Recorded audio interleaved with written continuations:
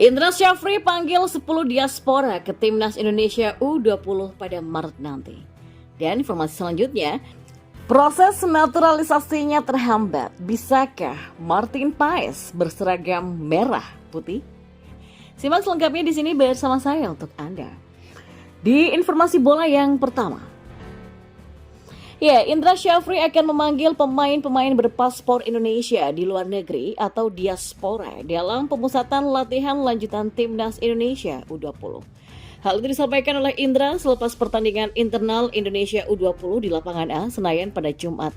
Ini adalah laga terakhir sebelum pemain dibubarkan. TC akan kami lanjutkan di bulan Maret dan kami sudah merancang 2 kali uji coba. Pemain yang kita panggil adalah pemain-pemain yang kami anggap terbaik dari TC tahap 1 dan juga 2. Nanti kami akan memanggil pemain-pemain yang punya paspor Indonesia yang bermain di luar negeri, baik itu keturunan dan anak-anak Indonesia yang bermain di luar, ucapnya. Sejauh ini kata Indra, ada beberapa nama yang sudah dipantau. Kemungkinan antara 8 sampai 10 pemain baru akan dipanggil untuk pemusatan latihan pada Maret. Saya sudah menginventarisir sekitar 8 sampai 10 pemain yang berpaspor Indonesia yang bermain di luar, baik itu keturunan dan anak-anak Indonesia yang bermain di luar, ujarnya. Pelatih asal Padang ini mengatakan dalam pemusatan latihan pada Maret diagendakan 2 pertandingan uji coba. Hanya saja siapa lawannya masih belum diumumkan. Tim luar negeri, kami bermain akan selalu dengan tim-tim negara dan kalaupun uji coba di dalam negeri kita, pastikan kita kan uji coba dengan tim-tim Liga 1, ucapnya. Nah, rangkaian pemusatan latihan Indonesia U20 ini adalah persiapan untuk tampil di Piala AFF U19 pada 2024 Juni nanti.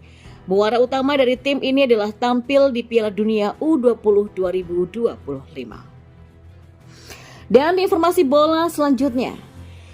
Calon pemain naturalisasi Timnas Indonesia sepertinya mengalami kendala dalam proses untuk menjadi WNI.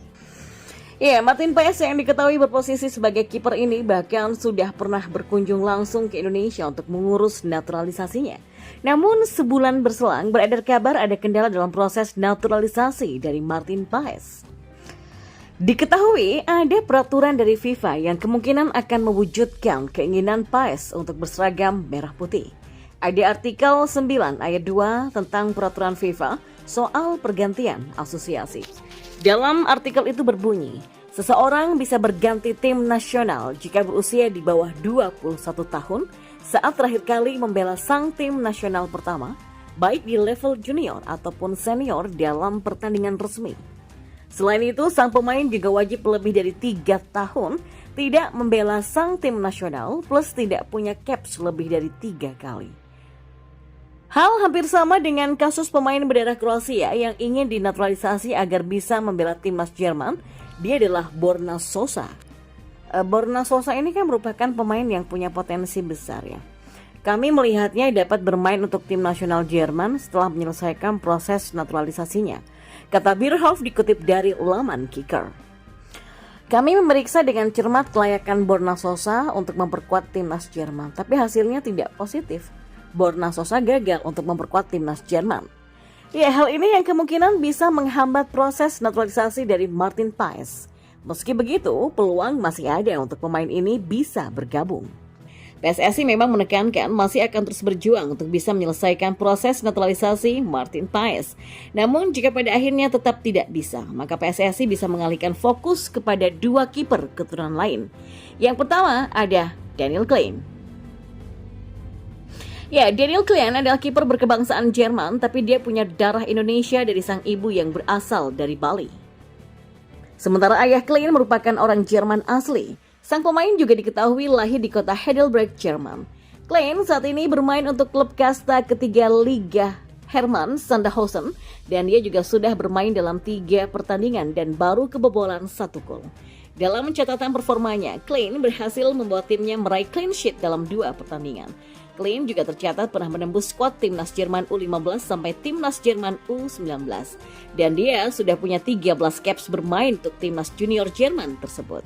Tidak ada catatan Klein pernah memperkuat timnas senior Jerman, jadi PSSI masih bisa dengan baik menjalankan proses naturalisasi jika mereka mau. Yang kedua ada Cyrus Margono.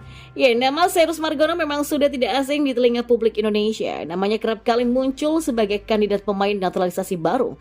Cyrus saat ini bermain untuk klub Yunani yaitu Panathinaikos dan dia mendapatkan kontrak selama 3 tahun bersama klub besar Yunani itu. Namun sampai sekarang Cyrus masih belum bisa menembus skuad utama Panathinaikos. Dia masih sering berkompetisi di tim satelit yang bersaing di kasta kedua Liga Yunani.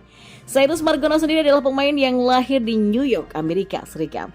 Dia memiliki darah Indonesia dari sang ayah bernama Johan Margono, sementara sang ibu merupakan kelahiran Iran.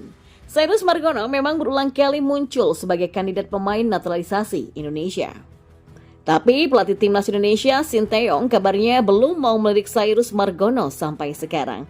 Nah, dengan situasi Martin Paes yang terkendala, tentu saja Cyrus Margono bisa jadi alternatif untuk kiper timnas Indonesia. Dan informasi bola yang terakhir, Local Pride harus berkaca.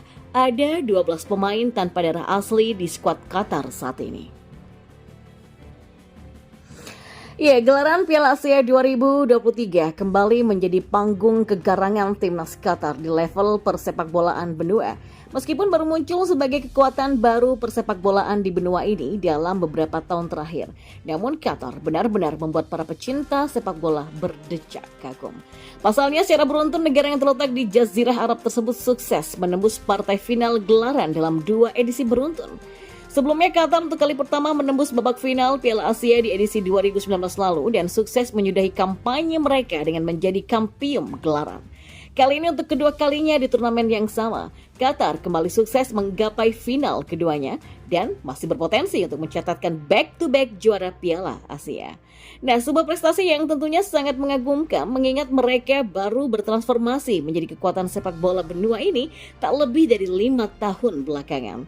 Tapi ternyata di balik kesuksesan yang belakangan ini diraih oleh The Maroons terselip sebuah fakta yang mungkin saja bisa membuat barisan Local Pride di Indonesia kelimpungan. Nah, menyadur unggahan dari akun TikTok yaitu Garudapedia pada 8 Februari 2024. Saat ini setidaknya terdapat 12 nama pemain timnas Qatar yang sama sekali tidak punya darah Qatar. Ya, 12 pemain tersebut adalah pemain naturalisasi murni, bukan keturunan dan sama sekali tidak punya darah asli Qatar. Dan tidak main-main, di antara mereka ada 2 nama yang turut menjadi kunci kebangkitan timnas Qatar pada beberapa tahun belakangan ini seperti Akram Afif dan Almoez Ali. Bahkan keduanya juga menjadi pahlawan kemenangan 3-2 Qatar atas Iran sang raksasa Asia di babak semifinal Piala Asia edisi terakhir. Dan menurut sumber yang ada di laman transfermarket.com, Almoez Ali adalah pemain yang punya darah Sudan dan lahir di Khartoum. Sementara Akram Afif meskipun dirinya lahir di Doha, ibu kota Qatar, tapi sejatinya dirinya murni berdarah Tanzania. Ya, untung saja ini adalah timnas Qatar. Jika saja ini adalah timnas Indonesia, sudah pasti para barisan Local Pride akan menyerang habis-habisan timnas Indonesia. Seharusnya kan mereka bisa berkaca juga ya dari timnas Qatar ini kan. Negara sekelas Qatar saja masih menggunakan jasa pemain naturalisasi tidak berdarah asli Qatar. Tapi kenapa sekelas Indonesia dipermasalahkan?